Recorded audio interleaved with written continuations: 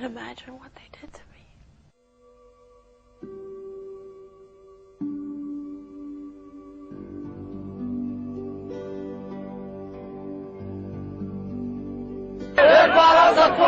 This is what these people have been waiting for. They came here day after day. This is about freedom. She reported without a hint of trouble for more than an hour. And what happened then? Our camera battery went down. And we had to stop for a moment, and suddenly Baha looks at me and says, "We've got to get out of here." Baha is not happy here? He's Egyptian, he speaks Arabic, and he can hear what the crowd is saying. Yes. He understands what no one else in the crew understands. That's right. I was told later that they were saying, "Let's take her pants off." And it's like suddenly, before I even know what's happening, I feel hands grabbing my breasts, grabbing my crotch, grabbing me from behind. I mean, it's not, one person and then it stops. It's like one person and another person and another person. And I know Ray is right there, and he's grabbing at me and screaming, "Lara, hold on to me, hold on to me." As she was pulled into the frenzy, the camera recorded her shout. Stop! And I'm screaming, thinking, if I scream, if they know, they're going to stop. Someone's going to stop them, or they're going to stop themselves because this is wrong. And it was the opposite. The more I screamed, it turned them into a frenzy. Someone in the crowd shouted that she was an Israeli, a Jew. Neither is true, but to the mob it was a match to gasoline. The savage assault turned into a murderous fury. I have one arm on Ray. I've lost the fixer, I've lost the drivers, I've lost everybody except him.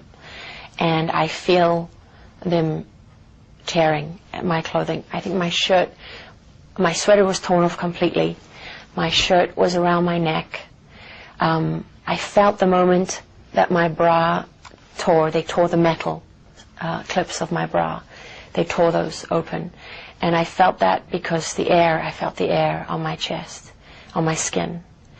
And I felt them tear out. They literally just tore my pants to shreds. And then I felt my underwear go. And I remember looking up, when my clothes gave way, I remember looking up and seeing them taking pictures with their cell phones, the flashes of their cell phone cameras. Ray reported that he found himself with the sleeve of your jacket in his hand. It had been completely ripped from the rest of the jacket. I felt at that moment that Ray was my only hope of survival. He was looking at me, and I could see his face, and we had a sea of people between us, obviously tearing at both of us, beating us. I didn't even know that they were beating me with flagpoles and sticks and things, because I couldn't even feel that, because I think of the sexual assault was all I could feel, was their hands raping me over and over and over again. Raping you with their hands? Yeah. Non-stop? Oh, from the front, from the back. And I didn't know if I could hold on to Ray. I'm holding on to him. I didn't want to let go of him. I thought I was going to die if I lost hold of him. But in that moment, Ray, a former Special Forces soldier, was torn away. When I lost Ray, I thought that was the end. It was like all the adrenaline left my body. Because I knew in his face, when he lost me, he thought I was going to die. They were tearing my body in every direction at this point, tearing my muscles. And they were trying to tear off chunks of my scalp. They had my head in different directions. Pulling at your hair? Oh yeah, and not trying to pull out my hair, holding big wads of it, literally trying to tear my scalp off my skull.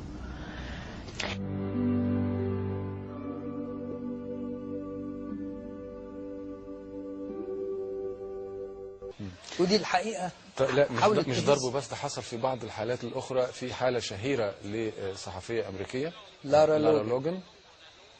لارا لوجن من أشهر الصحفيات في أمريكا، وبتعمل في محطة CBS. وكان يوم تنحي الرئيس مبارك نزلت الميدان وقعدت تصور ساعة ونص واحتفلت معانا. وأنا عايز أقول لك إنها أم لطفلين أكبرهم عنده 7 سنين، وهي راجعة من الميدان بعد ما طلعت الناس يعملوا اللي انت عارفهم بتوع معركة الجمال، والناس دول اللي كانوا بيمشوا يضربوا كل الناس، التفوا حواليها وللأسف الشديد انتهكوها جنسيا واعتدوا عليها، واستمر الاعتداء حوالي 20 ساعة كاملة لغاية ما أنقذها الجيش بين الحياة والموت.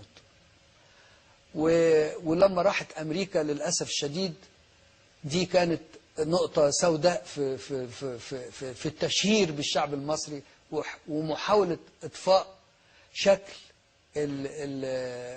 الكيوسك الفوضى، ولدرجة ان في مقال من المقالات وصف المصريين اللي اعتدوا عليها قال الحيوانات. فدي الحقيقة كانت محاولة، انما لسه صورة الثورة لا ما هو فعلا اي حد سواء مصري او غير مصري يعمل حاجة زي كده حيوانات، ملوش وصف اخر. وانا اتمنى ان هي ممكن تكون فاكرة وجوههم او اي اشارة او اي علامة ممكن تقود الى الوصول الى المجرمين دول. You can't imagine what they did to me. Let's go back to Lara Logan in our Washington Bureau. Lara, I understand you have some new information as well. Yes, you know, Russ, I can confirm at this time that the operation to get Osama bin Laden, whether it's to recover his body or to kill him, was a military-led operation. So there's clearly a high degree of cooperation between the military and the CIA on this. But people assume that this is all CIA-driven. It is not all CIA-driven.